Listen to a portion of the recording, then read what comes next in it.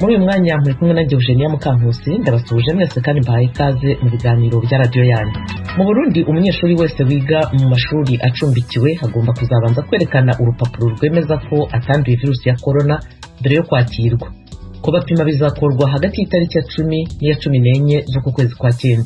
Ni icyemezo ababyeyi b'abanyeshuri bakiriye neza, ariko kandi banafite amakenga atuma hari ibyo basaba leta. Aho bicara mu mashuri, aho baryama, biga ibintu byo kuryamajama nabo, ubona byo atari kibazo nk'ikindi corona kishobora kuzana naho nyene n'ingingo zikurikira mu mashuri n'uburaro nazo nyene zigwe. Abo ni bamwe muri abo babyeyi. Mu Rwanda mu mikino ya Afrobasket y'igice cya kabiri gishyira icyanyuma, Tunisia ikinya na Cap Vert, hanyuma Senegal igakina na Cote d'Ivoire. Abahanzi bakomeje kwibuka umuhanzi w'umunyarwanda mugenzi wabo Jay Polly wamenyekanye cyane ndetse wafatwaga nk'umwami w'injyana ya hip hop mu Rwanda witabye Imana mu gitondo cyo ku munsi wa kane. Izi nkuru hamwe n'izindi twabateguriye ku buryo burambuye ni mu kanya, ntimujye kure ya radio yanyu. Ijwi rya Amerika i Washington DC mu Kirundi no mu Kinyarwanda. Duhere muri siporo n'imikino, bigeze he muri Afrobasket, imikino irimo kubera mu Rwanda y'igice cya kabiri gishyira icyanyuma. Turi kumwe na mugenzi wacu Desire Hatungimana i Kigali mu Rwanda. Desire, imikino igeze he? Urakoze Eugenie, no kuvuga ko imikino igeze mu gice cya kabiri gishyira icyanyuma. Urukino rwa mbere rwo muri izo nkino ruheje kurangira, aho umugwi wa Tunisia watahukanye intsinzi y'amanota 75 kuri 65 ya Cap Vert. Agace ka mbere rero kagiye kurangira Tunisia ifite amanota 16 kuri 18 ya Cap Vert. Mu gace byagaragaye ko iyo migwi yasa n'iyinganya. Tunisia no kubona yarangije ako gace iri imbere nuko yahevye ivyo gutera amanota 3 kuko yari yabananiye, bagaruka ku manota 2 babona kurangiza ako gace basumba Cap Vert amanota 2. Agace ka kabiri kari gatandukanye n'aka mbere ku bakinyi ba Tunisia, karangije ico gihugu gifite amanota 23 kuri 15 ya Cap Vert. Amanota 12 yose ya Tunisia akaba yinjiye kuri atatu ivyari vyanse mu gace ka mbere. Muri ako gace kandi Tunisia kiretse ko yagema cyane yavyifashemo neza no mu kuzibira. Iyo migwi rero yakigenda kuruhuka, Tunisia ifite amanota 39 kuri 29 ya Cap Vert. Agace ka gatatu Tunisia yabandanije ije imbere, ako gace karangira ico gihugu gifite amanota 20 kuri 15 ya Cap Vert.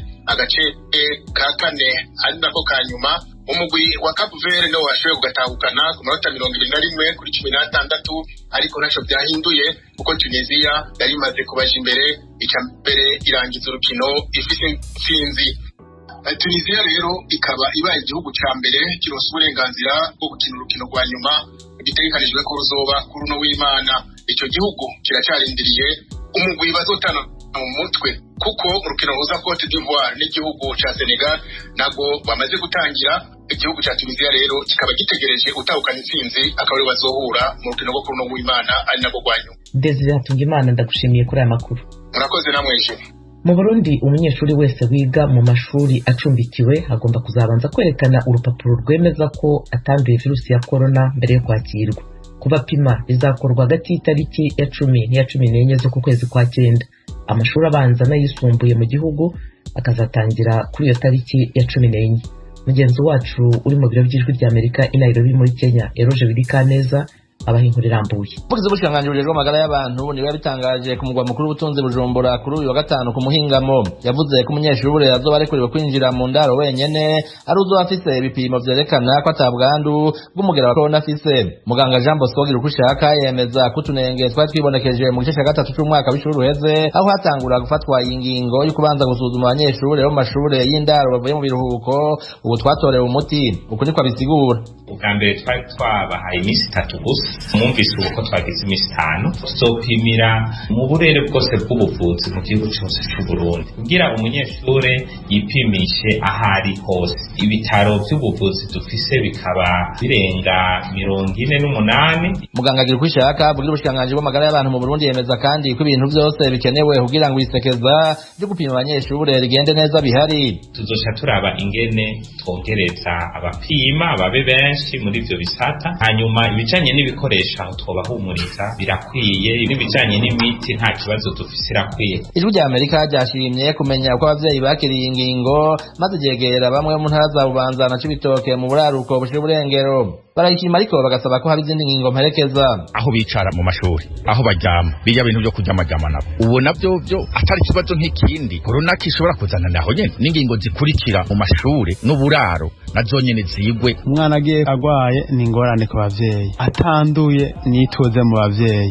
Mu isanzwe ingingo twayakiriye neza nk'umuvyeyi afise umwana gucaja mu kigo c'indaro. Bariya batiga bataha nabo nyene bazohava baza babasange ingorane zicana ingorane. Kasaba leta rero ko ahubwo yotegura uburyo abanyeshure bashobora kwiga batandukanye, abanyeshure bagume barundana kwa kundi. Eka namwe mu banyeshure muri izo ntara niko babibona. Mwese azogenda azi yuko atagwaye. None bajya nabo baza bava inyuma y'uburaro baba hanze, ntituzokwicarana ku ntebe imwe cyangwa ko tubona mu ishuri usanga intebe imwe yicarako abantu batatu cyangwa bane, tugeze kujya gufungurana ko turundana ukamenga turi mu isoko, bisaba yuko tuba turi bake bake wumva bidateranya amakenga. Abahamurara ku bumatera muri batatu mukagerekerana. Abanyeshure barenga 30,000 ba mu ndaro n'abiga bataha ariko biga mu bigo bifite uburaro nibo bitezwe gupimwa nk'uko ubushikiranganji bw'amagara y'abantu bitangaza.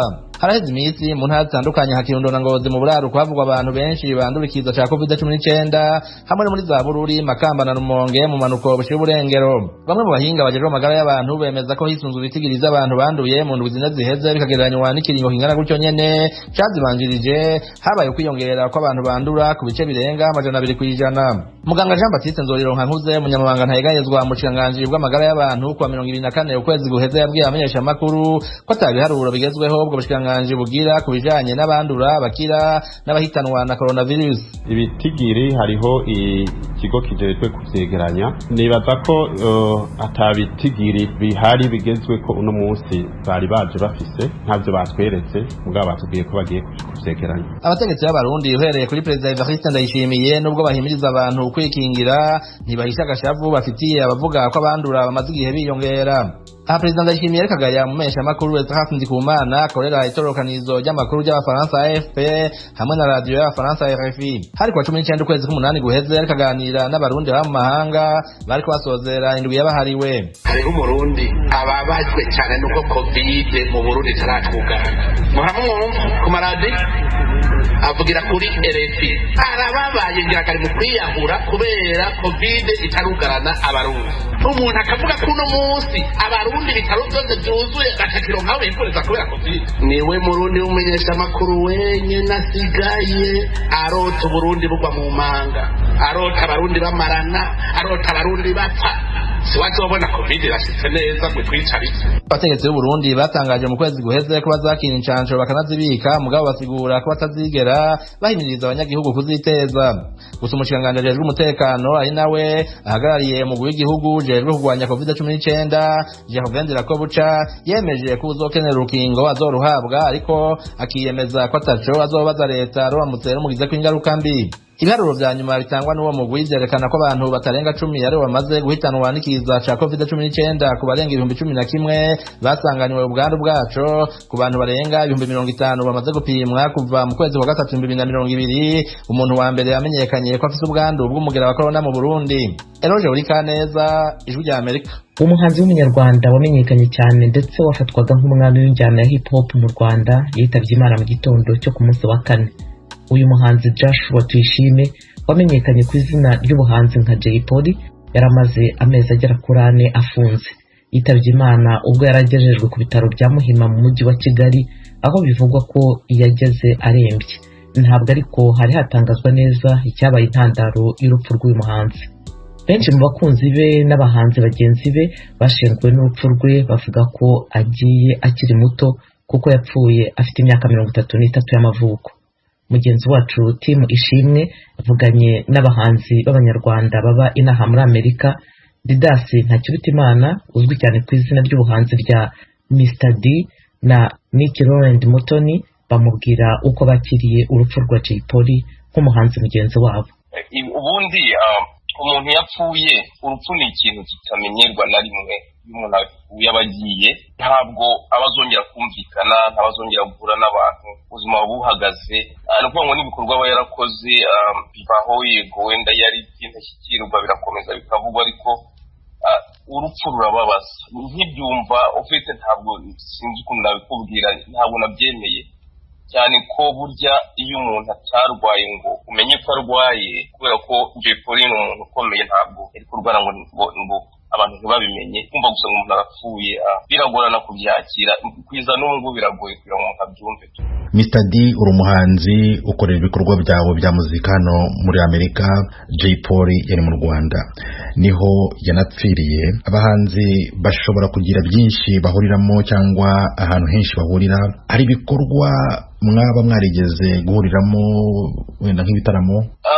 Ntabwo twari tuziranye ku buryo bukomeye gusa twigeze kuvugana igihe gitoya hashize igihe turavugana nyuma nza kubura connections ariko ibihangano bye n'ibikorwa byose narabikurikiranaga ku buryo rwose umunsi ku munsi nabaga mbona ibintu byasohotse umuntu arakora umuntu aritanga yarakoraga ku buryo birababaje vraiment kuba umuntu agiye yakira umwana yarageze igihe cyo gukora no kunezerwa n'ubuzima bwe icyo gihe yaragezemo. Ubwo rero ntabwo twamenyanye sinagize amahirwe yo guhura nawe ariko twaravuganye nyuma yaho ntabwo twavuganye cyane byabaye nk'ibihagaze ariko buri muntu ku giti cye agakora ibye n'undi agakora ibye nkajya nkurikirana ibye nkamenya. Benshi mu bafana ba Jay Polly cyangwa mu bakunzi be batangiye kuvuga ko urupfu rwe rusize icyuho muri muzika nyarwanda.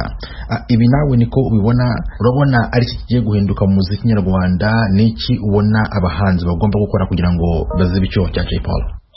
Urupfu rwa Jay Polly ni igihombo gikomeye ku Rwanda no kuri muzika nyarwanda muri rusange kubera ko ntawe uzazana ikirungo cya Jay Polly mu muziki nyarwanda. Buri wese agira umwihariko we, yari afite umwihariko, yari afite ikirungo ashyiramo ku buryo iyo yazaga wumvaga ngo ni Jay Polly uvuze. Ubwo rero hajemo icyuho gikomeye ku buryo nyine biranagorana kugira ngo uvuge ngo uyu yagiye gutubaza wazaziba icyuho cyugiye ntabwo bibaho. Wenda muragerageza kugira ngo mwibagize abantu akababaro abateye ariko ntabwo mu by'ukuri waziba icyuho cy'umuntu udafite impano ye yariye ni impano igiye nyine biragoye kugira ngo uwo muntu azaziba icyuho.